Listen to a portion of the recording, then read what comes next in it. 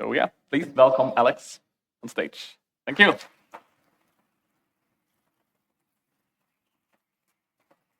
All right. Hello, everyone. Should we start, or because there is like still 1 minute left? I don't know if you want 1 minute break or. All right. Well, let's start, I guess. So yeah, thanks for the intro. Yeah, again, my name is Alex. I'm head of ML/DevOps and also DevRel at a company called Encoder. I will briefly talk about Encoder in a second. But we are essentially a competitor to Cursor or Windsurf, but we are not a standalone ID. We are a plugin. But again, more about this in the end of the talk. Now, few fun facts about myself. So I've been in IT for more than 10 years now, mostly in machine learning, in different fields of machine learning. I also did a lot of DevOps and backend. I've been building Encoder since the first days. For the last year, I've been mostly DevRel. This is my event number 41. Yay, I guess. And this also results in a lot of different flights throughout this year. And I also have 4 main coons, which are waiting for me back home in Portugal.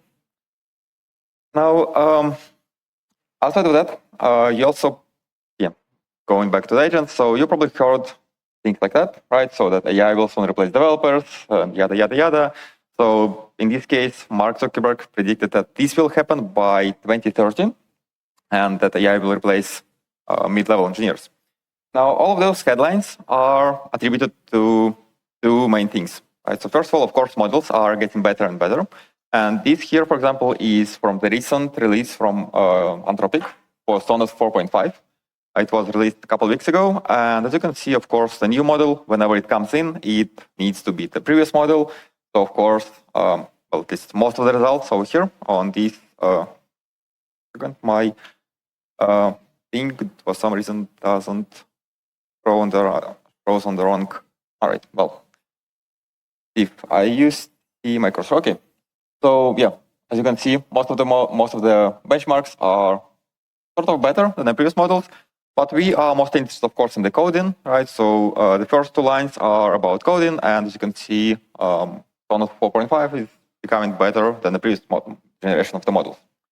But models or LLMs in general, vanilla LLMs, they are still making mistakes. That's in their nature, because they are trying to predict the most probable token, the most probable symbol. And this sometimes can lead to mistakes, right? So if you tried ChatGPT or if you tried Sonnet, you've probably seen some different mistakes, which they sometimes make. And they are good at finding patterns, but unfortunately, they're not really grounded in the physical world, in the real world, so they don't understand what is behind those patterns. But well, we all know how AI is with hands, so that's not surprising. Now, that's sort of the first part of why those headlines starting to pop up more and more recently. And the second one is what is called AI agent. So AI agent can be defined as a software that performs tasks on behalf of a user. And on its own, this definition is kind of similar to any classical software, right? Any classical software performs tasks on your behalf. The difference being the agents are following the following patterns, the following agentic design principles. First of all, they can use tools. And those tools can essentially be anything that LLM can use to gather more context, to gather more information about the environment, about the world, and so on. So that could be, for example, code execution. It could be access to databases, because why not give access to databases to LLM? And what could go wrong, right? So well, sometimes that does go wrong.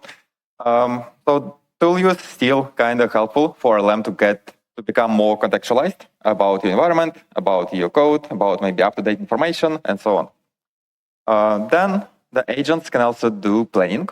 So they don't just blindly output the text. They also sort of pre-think about how to tackle the task. They might create a step-by-step plan. So if you use ChatGPT or Sonnet or Claude Desktop, for example, you might have seen this thinking process where LLM first thinks about the task at hand, maybe does some conclusions, and then creates a plan, and then acts based on this plan. They can also reflect. So agents can verify its own work. They can reflect on the plan. They can reflect on the result of their work, and so on. And then they can also collaborate with each other. So one agent can, for example, critique another agent, or a couple agents might work together. So maybe one agent work on some part of the plan, and the other agent works on the second part of the plan. And together, they ideally come up with a better result, better solution. And here's an example how those patterns increase the capabilities of LLM. So without any tools, without any agentic capabilities, GPT-5 on its own, on this specific benchmark, reminds this last exam, it can only get 6.3% over here. But once you get to the same model, just Python and web search, you can see immediately, and also the thinking, right? So the planning step, you can immediately see how significantly higher results are on the same benchmark for the same model. And for the even larger model, again, it's even a bit further. But if we translate these patterns, these agentic principles, to our sort of everyday life, so let's take this example here. So let's say the task is to update the website from Figma designs based on latest changes. So the flow could look something like this. So first, the agent decides that it needs to use tools to get designs, of course, from Figma, right? So it gets some requests, get the updated results back. Then it does some planning, decides which files it needs to modify. It generates the code. Then it might decide to sort of reflect on its own work around the website. Again, this is another tool to run the website, to get screenshots of the page, and so on. It might decide to compare the screenshots with the Figma designs. It's a sort of reflection and then tool use, and then it basically can loop this until it is satisfied with the result, and hopefully you as a user is also satisfied. Yeah, there are a lot of different tools, so we will actually see some of them in action, and with that, let's actually finally do some coding. So all of the code I will be showing will be already available on this link over here. So if you want to play around after the talk with the multi-agent systems or with just agents in general, feel free to scan this QR code. And let me get to the code itself. So let me zoom in a bit. I usually throw it in in several steps. So we start with the baseline, and I already pre-executed all the codes to save us some time. But well, if you used LLMs, if you used ChatGPT, for example, and here I'm using GPT-5, you've probably seen these examples where LLMs have no knowledge about the outside world, right? So they sit somewhere in the cloud. They don't have access to any tools, to the internet, so they can't help us with pretty much anything outside of their own knowledge from the training data. So here I'm just sending directly the query to LLM. In this case, as I mentioned, it is GPT-5, and I'm asking it 3 questions, right? Not about the quest and whatnot, but first one is what's the response time for Google, right? And of course, LLM or GPT-5 doesn't know this because it is not able to perform ping, for example, right? It still tries to be helpful, so it says that it can measure it from here, but it gives some commands, some examples, and so on. But it's still not something that we would want, right? Same goes with the access to my local machine. So I can ask it, for example, what are the Python packages I have installed. And again, it doesn't have access to my environment. It doesn't see it, but it still tries to be helpful and provide some commands, right? So pip, conda, poetry, whatever you use, right? And the same goes with the up-to-date knowledge. So for GPT-5, I believe the knowledge cutoff was about October 2024. And of course, Python 3.15 hasn't been released then. It's still not been released, but we already have some pre-release version, I believe. And of course, because it wasn't available before GPT-5 was released, it doesn't know anything about what is coming. It does still provide some links, and it kind of suggested these links, I would assume, based on the previous links, because all the previous versions of Python follow the same link format, right? It would be 3.14 and 3.14 here. So it sort of inferred the link for Python 3.15, but of course it's still not something that we would want to get in real life world, right? Because let's say we are working some task with a new framework or with a new version of the framework, we would want our AI to be able to pull this information in that instant. All right, so let's see how we can extend the capabilities of LLM beyond that. So first, for that, we will be using what is known as React framework. And React stands for Reason plus Act. And even though it was introduced 3 years ago, which is in the AI world is almost 30 years ago, it is still used pretty widely even now. And it is a good approximation of how you can make LLM start doing this thinking and planning process. And again, here I will be using GPT-5. And the actual framework implies that LLM runs through a loop of 4 steps. First is the thought. So LLM needs to think about what kind of action it needs to perform to get more context, to get more data, to answer the question posed by the user. Then there is an action step where the actual action selected by LLM is executed. There is pause where, well, the actual action is run somewhere on for example, on my local machine. There is observation step where LLM observes the result of the action, the output of this command, and so on. And then it might decide that it collected enough information, and then it gives us the answer, or it will go into the same loop again until it collects enough information. And you can quite easily implement this through this system prompt. So really, all you need to do is just these 5 lines of text, right? So which are describing basically what I've just explained. Right? So thought, action, pause, observation, and then the answer. And I'm also providing a few commands for LLM to choose from. So as you can see, it has now available actions, which are ping, and it would be run as ping semicolon the website. Then there is bash to run bash commands, and there is web search to do a web search. I also provide some example session so that LLM is more aware of what is expected. And then, yeah, so basically in the end of this React loop, it ideally would give us the answer. Again, I'm querying the same GPT-5, which we just queried a second ago. Over here, I'm implementing all of those tools which I just gave to LLM. It is pretty basic implementation. As you can see, it's nothing fancy. So just to check that they are working, ping is working. I have Python 3.12.6 locally, and the web search gave us a long list of text. And then over here, we are just implementing the React loop in the code. So essentially, just as I described, we query the model, and then the model is thinking and deciding which action it needs to perform in order to get enough information. We then detect if the action was selected by checking if there is action semicolon pattern. We execute that action. We give the result, the observation, back to LLM, and then LLM hopefully will give us the answer.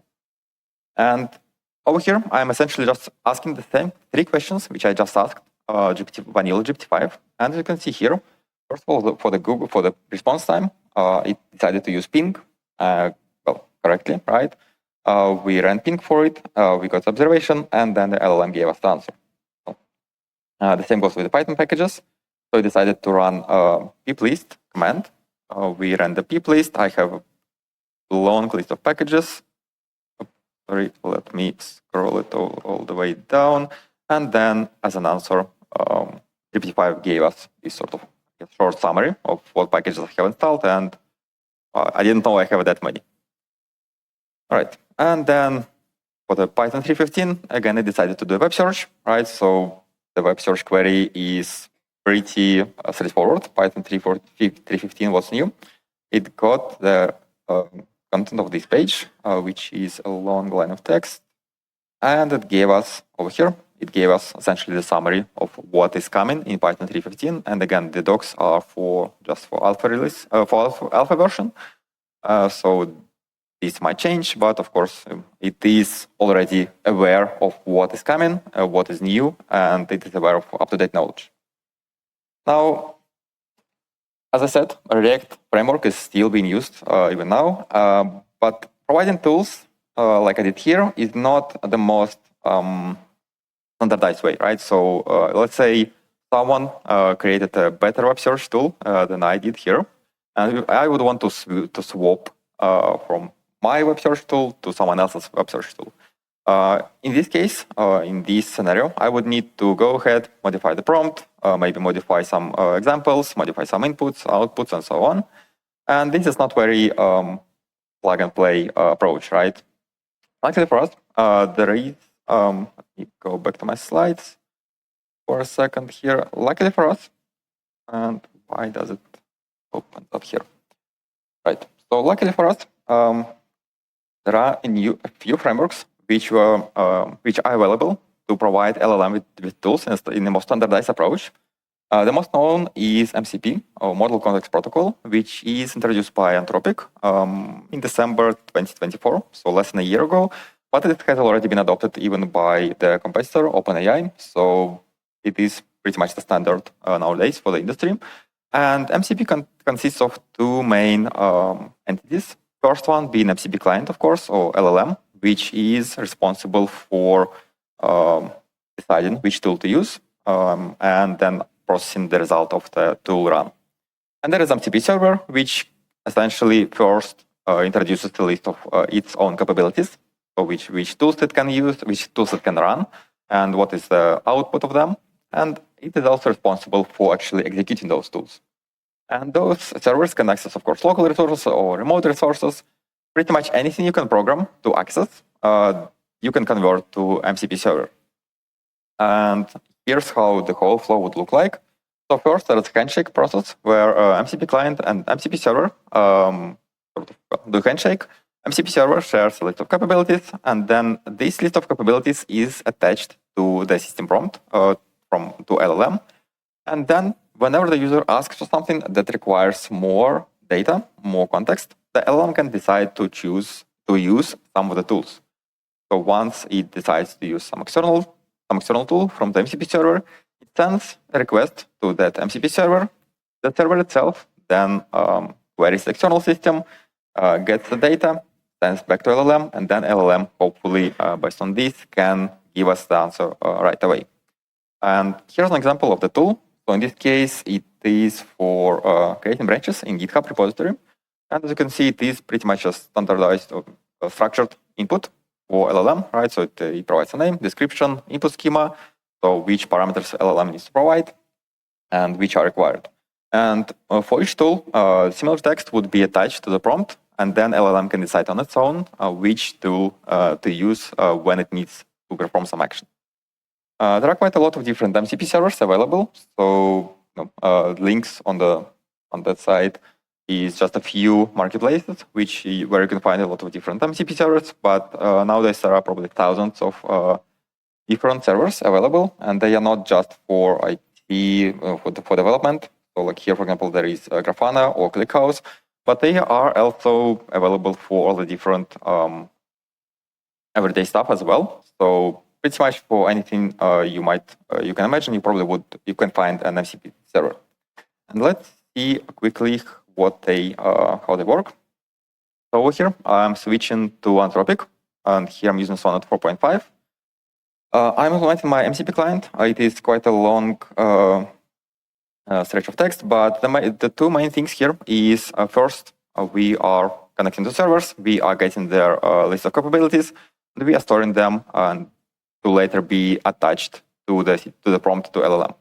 And then we are processing the query from the user, right? So as you can see here, for all available tools, we attach name, description, and input schema, send this along with the user input to LLM, and then LLM can decide what they want to run and so on. And thanks to that, we can quite easily replace or add new MCP servers just through this config, or like through this JSON config. And in this case, I provided the LLM with access to file system tools. So it can read files, it can write files, directories, and so on. It can fetch web pages and can also run bash commands. And what this allows LLM to do, again, it can now access my local system. So in this case, for example, I asked to run the Docker file, which contains a few errors. And through several steps, it was able to, well, first I decided to explore the content, decided to try to run it, found the errors. First one being the image not existing. The image I specified as the base image doesn't exist. So it fixed this. Then it found, I think, another error, which involves pandas not being installed. And then in the end, it was able to finally run the Docker file, and it got the correct result of 4.4. Now, tools or function calling is essentially, usually they are deterministic, right? So whenever you run the bash command, usually you would get the same output over and over. But you can also imagine those tools being replaced by agents or by another LLM, right? So then this also brings a lot of sort of indeterminism to the system, which can be a good or a bad thing, depending on how you look at this. But multi-agent systems essentially can be created in a few different sort of structures or different ways. So we, in a second, will see the supervisor schema, where we have one overarching LLM or agent, which is controlling its own subordinates and then offloading some tasks to them, depending on their focus. But you can imagine, of course, different schemas and different networks of those agents, depending on your needs. There are quite a lot of different frameworks. I will be using LangGraph here in a second. It is an open source project that's free to use, but there are also, for example, Crew AI, which I believe is a premium model. And there is, for example, agent-to-agent protocol from Google, which is a new thing, and it is also open source. So let's see how those multi-agents would be implemented. So as I mentioned, I'm using LangGraph, but as a models, I'm still using Anthropic's model, rather models. So over here, I'm using actually two models, Sonnet 4.5 and Haiku 4.5, because Sonnet is good. It's a larger model. It is better at planning. It is better at pretty much everything over Haiku. But Haiku is much faster, and it is still pretty capable coder. So what I'm doing here is I will be using Sonnet for supervisor, but then Haiku would be used for all the different coding tasks so that the result would be obtained faster. And I'm also giving it the same tools, bash tool, search tool, file system tool, and so on. Over here, I'm defining all the different handoffs between agents. So as I mentioned, we are here implementing the supervisor schema, which means that we need to transfer the control, or hand off the control from each agent to another one. And over here, I have 5, because we have one supervisor agent, being, in this case, product manager. And we have 4 subordinate agents, being backend, frontend, DevOps, engineer, and QA. And those 4 needs to transfer back to product manager, and then product manager can transfer to either of its subordinates. The prompts for each agent is pretty straightforward, right? So product manager is tasked with planning the project, planning the task, and assigning the tasks to each of the agent. Then each of the subordinate agent is tasked with implementing the task that got assigned. And they are respectively backend, as I mentioned, frontend, DevOps, and QA engineers. And then over here, we are just creating the sort of swarm of agents, with the default agent being product manager. This is just for coloring, so you can ignore this. And the task which they had was to build the conference website. It should have several pages, use fast API, so pretty typical stack. And over here, I have quite a long list of text where they were basically working. So you can see product manager start with the first step of building backend, transfer to backend, then backend agent started working. They used a bunch of code. Then it transferred to back to product manager. Product manager agent decided to start with the front end next. They transferred to front end. Then at some point it gave off to DevOps engineer. Let's see, it's a front end. Yeah, so then DevOps engineer started working on this. There were quite a lot of issues with the front end, which DevOps agent fixed at the end. And let me open the website over here. See how it looks like. I think it was on this one. So this is what I built just in a matter of 5 minutes. And as you can see, during the testing, they also submitted a few talks over here. So essentially, they cover pretty much the whole part, not just coding, but also verification and well, deploying to some extent, right? So deployed in my local machine through Docker Compose, but you could also specify these to be deployed elsewhere. Now, building agents is fun, of course, but you also might want to use them, just use them right away. And for that, you can, for example, try Zencoder. So what we provide, in addition to the plugin for VS Code address, you can also define your own custom agents. So you can define your own backend engineer, front engineer, and so on. So in this case, I have a few agents which has been shared by my colleagues with my organization, and I can use them to create my own workflows of multiple agents, for example, in GitHub CI. And this in turn enables me to, for example, take out this JIRA label ticket. I can just label it this label, and this kicked off first agent to solve this ticket. Let's see over here. So it kick off the first agent. I might need to reload Jira. For some reason, it doesn't always trigger. Don't reload. Right. Well, I'm not sure why it's not triggering, but yeah, you can see previous runs, and here what it would produce for us. So here, for example, is the pull request produced by the agent. Then I have another custom agent which would come in and do the pull request review. I could also have another custom agent which would answer these questions and so on. So basically, I can create sort of this multi-agent system just in my CI, and I would get into this state where all the code, all of the review is done by ChatGPT, and I would say that those pull requests are usually the most well documented ones, which you usually see, which nowadays is not a good sign, I guess. Now I think I'm running out of time, so I will skip this sort of future part, right? So just a quick note that I think AI will not replace developers, but it will transform us in a more multi-skilled individual, right? So developer would be able to cover the whole cross-functional team, as you've seen in the example of multi-agent system. I was just reviewing essentially the code, but the agents were covering for the whole cross-functional roles in the team. And the last one, so if you want to try Zencoder, feel free to scan the QR code on the left. And if you want to connect with me, feel free to scan the QR code on the right. Thank you.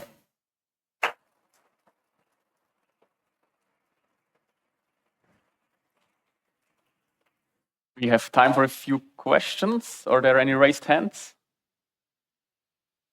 Over there.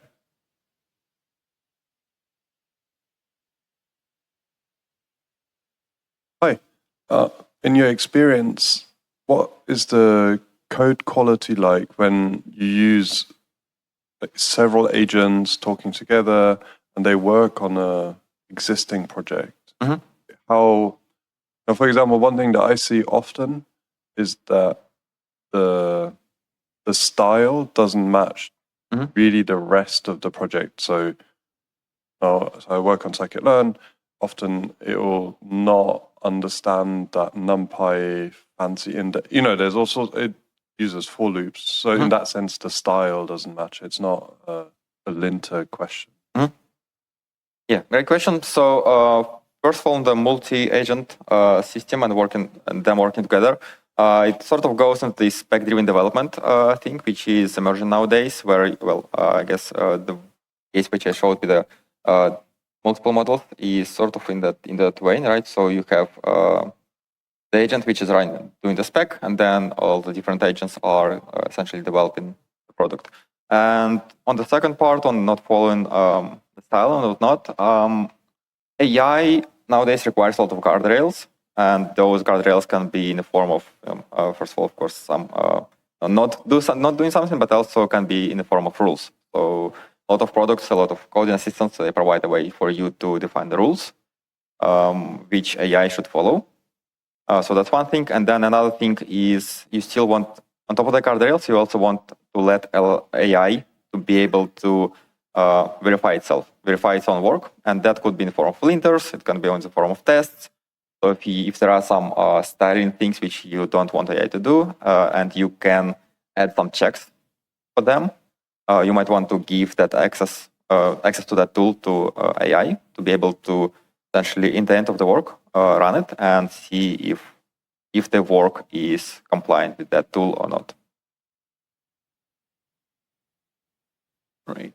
Are there more questions?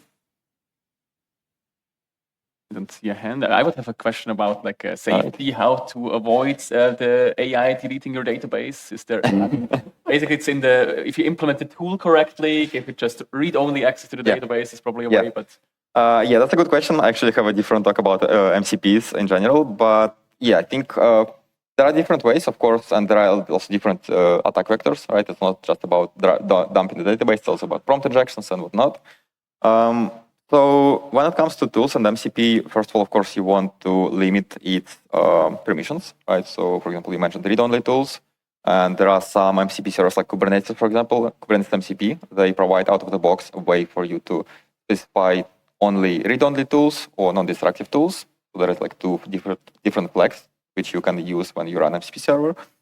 You also might want to limit who in your organization can use which tool, right? So you probably don't want to give your juniors access to very powerful MCP tools so that they don't get away over their head. And you also probably don't want to give LLM access to sensitive systems, right? So production database is probably a no-go, or at least not in a read-write way, right? So that's basically, I guess, the basics of that. But yeah, of course, security, when it comes to AI, is still quite uncharted territory, I would say. And there is a lot of, actually in this, one of the notebooks, you actually can find the security section, which I didn't cover here. But it basically gives examples of some prompt injections, which can hijack your LLM, essentially. All right. So thank you very much. I think we are already in a break time, but yeah, let's have one more question. We're just wasting the break time of everybody else.